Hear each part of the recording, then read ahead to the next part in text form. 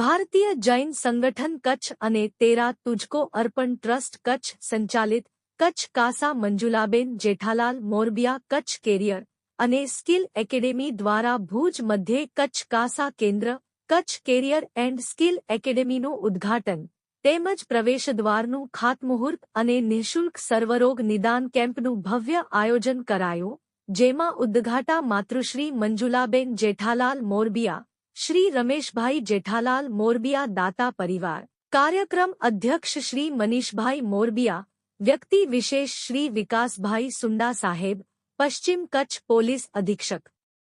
મુખ્ય અતિથિ શ્રી સ્મિતભાઈ ઝવેરી, શ્રીમતી રશ્મિબેન સોલંકી, શ્રી કમલેશભાઈ સોલંકી, શ્રી જયેશભાઈ સચદે, શ્રી માવજીભાઈ સોરઠિયા, શ્રી હિતેશભાઈ સોની, શ્રી જોરાવરસિંહ રાઠોડ, શ્રી કે પટેલ, શ્રી મીતભાઈ ઠક્કર, ઘનશ્યામભાઈ ઠક્કર, શ્રી કશ્યપભાઈ ગોર, ભારતીય જૈન સંગઠન કચ્છના પદાધિકારીશ્રીઓ, જૈન સમાજના અગ્રણીશ્રીઓ, વિવિધ સમાજ તેમજ સંસ્થાના હોદ્દેદારશ્રીઓ, Shri Sanghvi multi specialty hospitals ભુજની ડોક્ટર્સ ટીમ, દાતાશ્રીઓ તેમજ બહોળી સંખ્યામાં ભાઈઓ, બહેનો તથા યુવા ઉપસ્થિત રહ્યા હતા. સંસ્થાના પ્રમુખ હિતેશ ખંડોર અને નીરવ શાહે વ્યવસ્થા સંભાળી હતી. Bureau report, news 11 Gujarat Mundra Kutch.